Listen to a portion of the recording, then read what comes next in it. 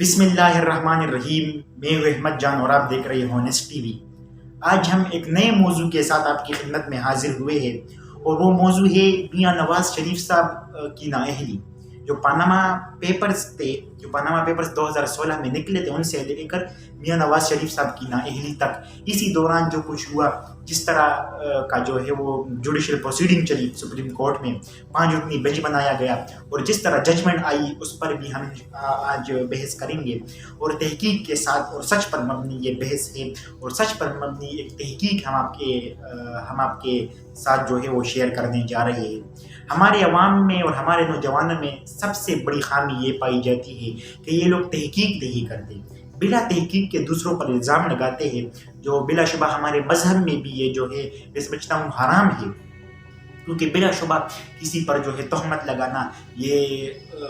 شعوری باشعور لوگوں کا اور بامذہب لوگوں کا اور عقل مند لوگوں کا کام نہیں ہوتا۔ تو ہمارے نوجوان اور ہمارے عوام، ان میں سب سے بڑی خامی یہ پائی جاتی ہے کہ لوگوں کو باتوں میں بھی، جس طرح عمران خان صاحب کے باتوں میں بھی تو پھر آنا ہی تھا جب قوم اتنی نالائق ہوگی، اسی طرح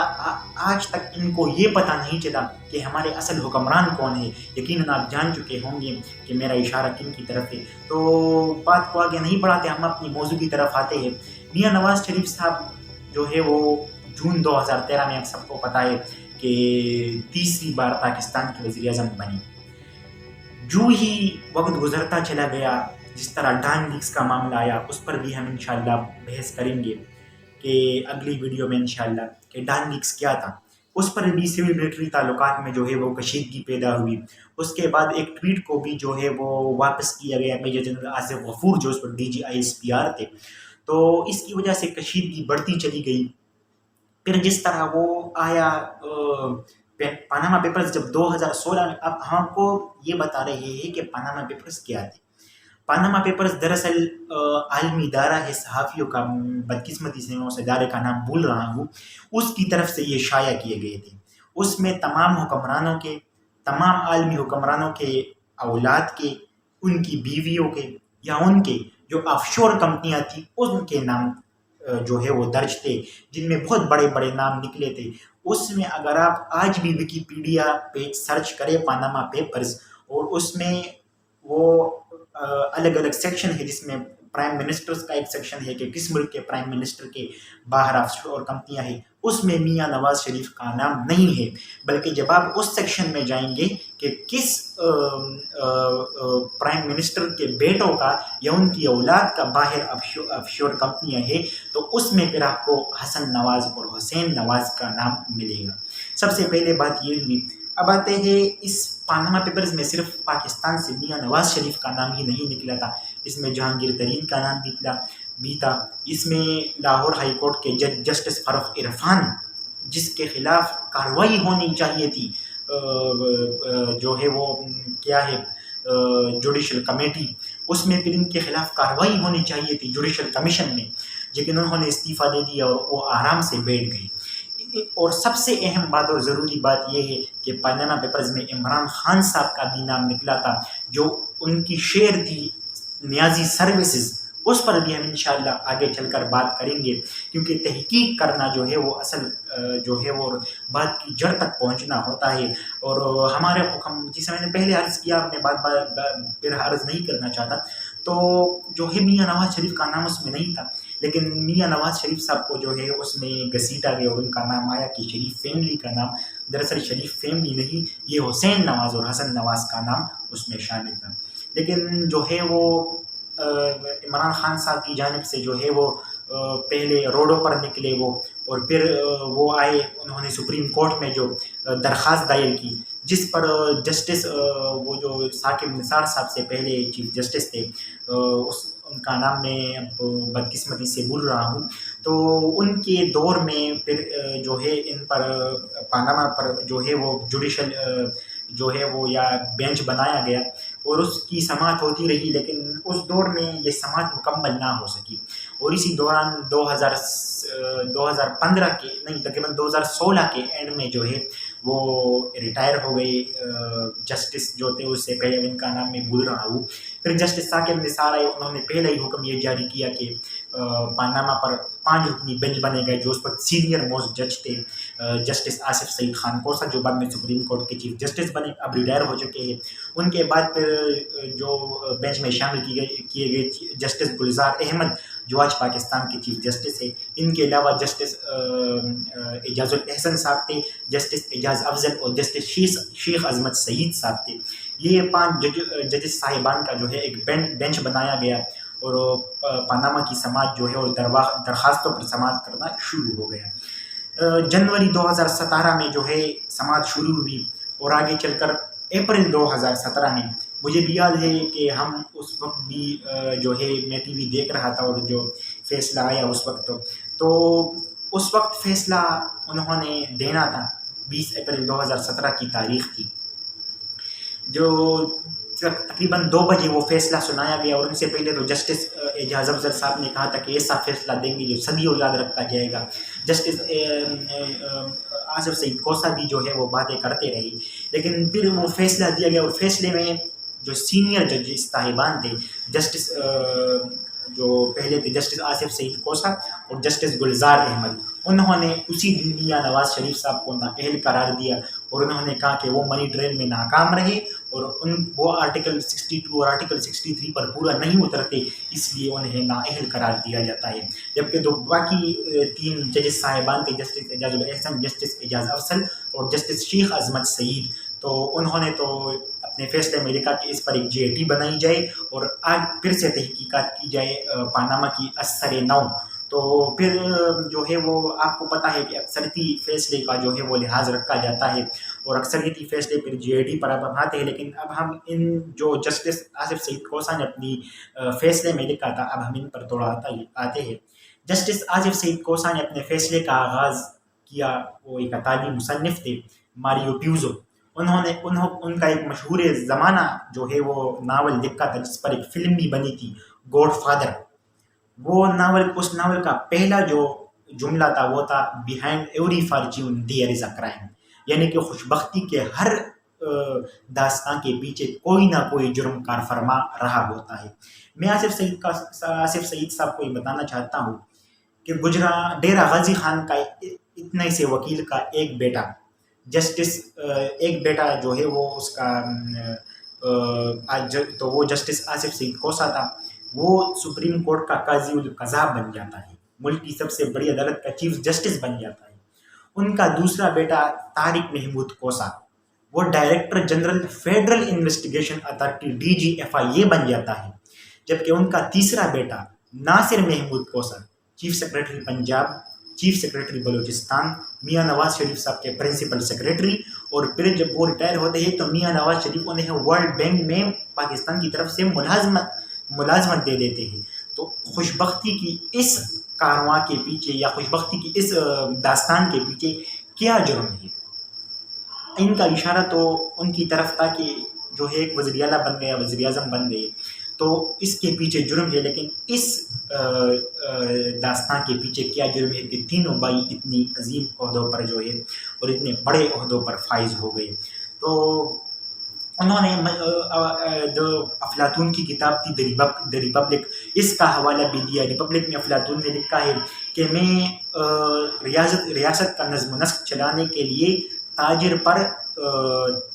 فلسفی کو ترجیح دوں گا، کیونکہ فلسفی ریاست کا نظم و نسق چلانے میں مستقبل کی پیشن گوئی کرتے ہوئے بہترین نظم و نسق چلائے گا. جبکہ یہ جو تاجر ہے یہ کبھی بھی ریاست کا نظم و نسق چلانے میں اپنے کاروباری مفاد اور اثاثے سے خود کو الگ نہیں کر سکتا. اب کوئی جا کے جسٹس آصف سعید کوسا کو یہ بتائے کہ جس تاجر کو آپ نے ہٹایا اور جس فلسفی کو آپ نے بٹایا، اس فلسفی نے کیا گل کے لائے، یہ کوئی آصف سعید کوسا صاحب کو جا کے بتائے. آصف سعید کوسا نے مختلف حوالے بھی دیے. بشیر احمد بنام سمتھ نامی مقدمے کا حوالہ دیا، جس میں سپریم کورٹ نے قرار دیا تھا کہ قانون اندھا ہو سکتا ہے لیکن جج کو اندھا نہیں ہونا چاہیے. ایک بنام فیڈریشن نامی مقدمہ تھا، اس میں سپریم کورٹ نے قرار دیا تھا کہ قانون کبھی گدھا ہو سکتا ہے لیکن بالکل بے وقوف نہیں ہو سکتا. ایک اور مقدمہ تھا بشیر احمد بنام احسان نامی مقدمہ، اس میں سپریم کورٹ نے قرار دیا تھا کہ قانون تو جو ہے وہ گدھا ہو سکتا ہے، لیکن جج کو جو ہے گدھا بننے کی اور بیوقوف بننے کی جو ہے وہ کوشش نہیں کرنی چاہیے۔ تو یہ مختلف حوالے دیے گئے، اور جو ہے وہ پھر جی آئی ٹی بھی بنی، پھر واٹس ایپ اسکینڈل آیا، اب ان پر ہم آتے ہیں۔ لیکن پہلے میں آپ کو بتا دوں کہ میاں نواز شریف صاحب پر جو ہے وہ کرپشن ثابت نہیں ہو سکی۔ یہ ہم آپ کو دلیلیں دے رہے ہیں کہ کس طرح ثابت نہیں ہوئی۔ ان کو ہٹایا گیا ہے آرٹیکل 62 اور article 63 supreme court constitution of the Islamic republic of Pakistan, Pakistan کے آئین کے یہ دو آرٹیکل ہے 62 63۔ ضیاء الحق صاحب نے 1985 میں ان دو آرٹیکلس کو پاکستان کی آئین میں شامل کیا تھا، اور ان کو تو پھر اختیار بھی مل گیا تھا کہ آپ جس طرح چاہے خود سے جو ہے وہ آئین میں تبدیلی کرے۔ وہ ایک الگ دلچسپ قصہ ہے کہ کیسے اے کے بروہی اس وقت کے چیف جسٹس انوار الحق کے پاس آئے، انشاءاللہ وہ بھی ہم آپ کو کہیں سنا دیں گے۔ تو ان کے دور میں جب 1985 کے انتخابات ہو رہے تھے، ان انتخابات سے پہلے انہوں نے آرٹیکل 62 اور آرٹیکل 63 کو آئین میں شامل کیا، جس میں یہ لکھا گیا ہے کہ جو شخص بھی الیکشن میں کھڑا ہوتا ہے وہ اپنے تمام اثاثے ظاہر کرے گا عوام کے سامنے، یا الیکشن کمیشن کو وہ جو ہے وہ اپنے تمام اثاثے ظاہر کرے گا۔ تو میاں نواز شریف صاحب نے کیا کیا تھا، کیپٹل FZE ان کے بیٹے کی کمپنی ہے، حسن نواز کی کمپنی ہے، حسین نواز کی کمپنی ہے کیپٹل FZE۔ میاں نواز شریف صاحب اس کے بورڈ آف ڈائریکٹرز کے چیئرمین تھے، جبکہ مسلسل پروسیڈنگ کے دوران میاں نواز شریف صاحب کے وکیل خواجہ حارث بار بار سپریم کورٹ کو یہ بتا رہے تھے کہ یہ محض ایک اعزازی عہدہ دیا گیا ہے۔ تو جب ان کو ایک اعزازی عہدہ ملا بورڈ آف ڈائریکٹرز کا چیئرمین، تو ان کی تنخواہ بھی مقرر کی گئی۔ ان کی تنخواہ تھی 10,000 درہم۔ یہ تنخواہ کبھی بھی میاں نواز شریف صاحب کی اکاؤنٹ میں آئی ہی نہیں، کبھی بھی ان کو ٹرانسفر ہوئی ہی نہیں۔ لیکن ججز صاحبان نے کیا کیا، انہوں نے کہا کہ ان 5 ججوں نے پھر جب 2017 میں فیصلہ دیا تو انہوں نے کہا کہ یہ تو ان کی اثاثہ تھی، انہوں نے کیوں یہ ظاہر نہیں کی۔ صرف اس بات پر میاں نواز شریف صاحب کو نااہل قرار دیا جاتا ہے، اور فیصلے میں قرار دیا جاتا ہے کہ وہ آرٹیکل 62 اور آرٹیکل 63 پر پورا نہیں اترتے۔ تو پھر جب جے آئی ٹی بن گئی، جے آئی ٹی جس طرح بنی، وہ اس خبر اور اس سارے پروسیڈنگ کا جو راز فاش کیا تھا نامور صحافی وہ تھے انصار عباسی صاحب۔ انہوں نے اپنے کالم میں لکھا کہ، اور یہ اس وقت ان کو پتہ چل چکا ہوگا، واٹس ایپ اسکینڈل جو آیا تھا، آپ کو اگر یاد ہو واٹس ایپ اسکینڈل آیا تھا، واٹس ایپ اسکینڈل میں یہ تھا، یہ جو انصار عباسی نے یہ خبر بریک کیا تھا واٹس ایپ اسکینڈل کے نام سے، ان میں یہ تھا کہ رجسٹرار سپریم کورٹ نے جو ہے وہ سیکیورٹی اور exchange commission of Pakistan, NAB اور اسٹیٹ بینک کو جو ہے وہ فون کیا۔ اچھا، اب جی آئی ٹی کی جب 3 ججز صاحبان نے جی آئی ٹی بنانے کا حکم دیا، تو انہوں نے کہا تھا کہ جے آئی ٹی میں ایک بندہ FIA کی طرف سے ہوگا، فیڈرل انویسٹیگیشن اتھارٹی، ایک اسٹیٹ بینک آف پاکستان کی طرف سے ہوگا، ایک اس میں IB کی MI کی طرف سے ہوگا، ملٹری انٹیلیجنس، ایک ISI کی طرف سے ہوگا، اس میں ایک بندہ جو ہے وہ security and exchange commission of Pakistan سے ہوگا، اور ایک نیب سے ہوگا۔ تو رجسٹرار سپریم کورٹ نے جو ہے وہ فون کیا security and exchange commission of Pakistan کو اور اسٹیٹ بینک کو۔ اسٹیٹ بینک اور SECP نے اس سے پہلے نام دے دیے تھے، وہ کس کے نام تھے وہ مجھے معلوم نہیں، وہ نام جو تھے وہ سپریم کورٹ کے رجسٹرار کو جو ہے وہ قبول نہیں تھے۔ اور یہ تو جو security and exchange commission of Pakistan کے چیئرمین تھے یا اسٹیٹ بینک کے گورنر تھے، یہ ان کا اختیار تھا کہ انہوں نے کس نام کو دینا ہے اور کس کو نہیں دینا۔ لیکن انہوں نے فون کیا، اور واٹس ایپ پر انہوں نے فون کیا اور کہا کہ میں آپ کو سرکاری نمبر سے فون کرتا ہوں، آپ میرا فون اٹھائیے۔ انہوں نے کہا کہ آپ security and exchange commission of Pakistan کو کہا کہ آپ بلال رسول کا نام دیں گے، نیب کو کہا کہ آپ عرفان نعیم منگی کا نام دیں گے، اور پھر SECP security and exchange commission of Pakistan کو تو بلال رسول، اسٹیٹ بینک کو انہوں نے کہا کہ آپ عامر عزیز کا نام دیں گے۔ تو انہوں نے پھر بھی وہ نام نہیں دیے جبکہ security and exchange commission of Pakistan کے سربراہ نے سپریم کورٹ کو خط لکھا، ظفر حجازی صاحب نے سپریم کورٹ کو خط لکھا، اور پھر جو ان کو اس یہ سزا ملی اس خط لکھنے کی، اس سچ بتانے کی ان کو کیا سزا ملی، یہ سب تو آپ کے سامنے ہے۔ انہوں نے سپریم کورٹ کو آگاہ کیا کہ رجسٹرار سپریم کورٹ ہمیں کیا کہہ رہا ہے، یہ کیا احکامات دے رہے ہیں۔ تو پھر جب آن بورڈ افسروں کے نام دیے security and exchange commission of Pakistan state bank نے، تو سپریم کورٹ نے خود لسٹ منگوایا اور ان سے عامر عزیز اور بلال رسول کا نام جی آئی ٹی میں شامل کر دیا۔ میاں نواز شریف بطور وزیر اعظم بذات خود جی آئی ٹی کے سامنے پیش ہوتے رہے، اور جو ہے یہ احتساب کا سلسلہ بذریعہ انتقام یہ چلتا رہا۔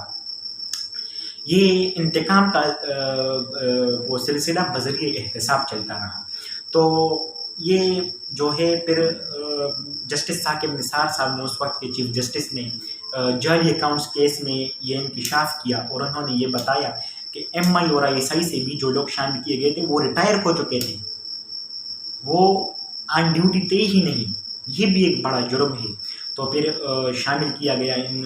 جب ان کو شامل کیا جے آئی ٹی نے بھی وہ ایویڈنس کے اتنے بڑے بڑے جو ہے وہ ثبوت لائے۔ جے آئی ٹی جو بقول سپریم کورٹ کے ججز صاحبان کے ہیرو کو تراشا گیا تھا، اس میں اس ہیرو نے کرپشن کا کوئی بھی ٹھوس ثبوت نہ دے سکی۔ صرف یہ جو میں نے آپ کو بتایا کہ بیٹے کی کمپنی والا، یہ انہوں نے جواز بنا کر اس پر میاں نواز شریف صاحب کو جو ہے وہ نااہل قرار دیا کہ انہوں نے وہ تنخواہ جو انہوں نے وصول نہیں کی اس کو اس کا اثاثہ بنا دیا، اور اس کا اثاثہ بنانے کے لیے انہوں نے بزنس ڈکشنری اور بلیک لاس ڈکشنری کا سہارا لیا۔ بزنس ڈکشنری اور بلیک لاس ڈکشنری جو ہے، یہ بلیک لاس ڈکشنری تو امریکی ایک قانون دان تھا، اس کے نام کے آخر میں بلیک آتا تھا، سو کریمل بلیک یا اس کا کچھ نام تھا، میں وہ بھول رہا ہوں۔ تو انہوں نے ججز کی معاونت کے لیے یہ ڈکشنری لکھی تھی، اور ڈکشنریوں کا استعمال ججز صاحبان صرف اسی حالت میں کرتے ہیں جب قانون میں کوئی سکم یا ابہام پایا جاتا ہو، یا کس نقطے کی اگر وضاحت کرنی ہو یا کوئی بات سمجھانی ہو، پھر ججز صاحبان جو ہے ڈکشنریوں کا استعمال کرتے ہیں۔ لیکن یہاں ڈکشنریوں کو بطور قانون پیش کیا گیا۔ جب لفظ اثاثہ یعنی ایسٹ، اس کی بلیک لاس ڈکشنری سے وہ لائی گئی اس کی وہ ڈیفینیشن، اور بعد میں مزید وزن پیدا کرنے کے لیے بزنس ڈکشنری کا سہارا لیا گیا کہ کس طرح وہ قابل وصول تنخواہ جو ہے وہ اثاثہ بنتی ہے۔ اور اگر ہم دیکھیں بزنس ڈکشنری کو دیکھیں تو اس میں سب سے پہلے یہ موجود ہی نہیں ہے۔ یہ انہوں نے جو فیصلے میں لکھا تھا لفظ اثاثہ، یہ موجود ہی، انہوں نے تو صرف اس میں یہ لکھا ہے کہ جو کیش ہو یا بلڈنگ ہو یا لینڈ ہو یا کمرشل ایگریکلچر جو بھی ہو، یہ اثاثہ کہلاتی ہے۔ لیکن یہ معلوم ہوتا ہے کہ ججز صاحبان نے مارکیٹنگ ڈکشنری کا سہارا اس میں لیا ہے، مجھے ایسا معلوم ہوتا ہے۔ تو یہ لیا گیا، لیکن اگر ہم انکم ٹیکس آرڈیننس دیکھیں 2001، پاکستان کا جو اپنا بنایا ہوا قانون ہے انکم ٹیکس آرڈیننس 2001، ان میں اگر ہم دیکھیں تو اس میں یہ صاف صاف لکھا ہے کہ ایک شخص کی تنخواہ تب اس کا اثاثہ کہلائے گی جب وہ اسے وصول کرے گا، لیکن یہاں بنا وصول کیے ہوئے تنخواہ کو جو ہے وہ اثاثہ ظاہر کیا گیا، اور اس پر میاں نواز شریف صاحب کو نااہل کیا گیا۔ میں آپ کو پھر بتا دوں، یہ کرپشن پر بالکل نہیں، یہ صرف اس جو ہے اس پر تھا، اس تنخواہ نہ لینے پر جو ہے وہ، اور تنخواہ تو انہوں نے لی ہی نہیں تھی، تو پھر اس کا اثاثہ اسے بنایا، اور پھر انہوں نے کہا کہ انہوں نے کاغذات نامزدگی میں اسے ظاہر نہیں کیا، جس پر وہ آرٹیکل 62 اور آرٹیکل 63 پر پورا نہیں اترتے، اور وہ صادق اور امین نہیں رہے۔ آج کے لیے اتنا ہی۔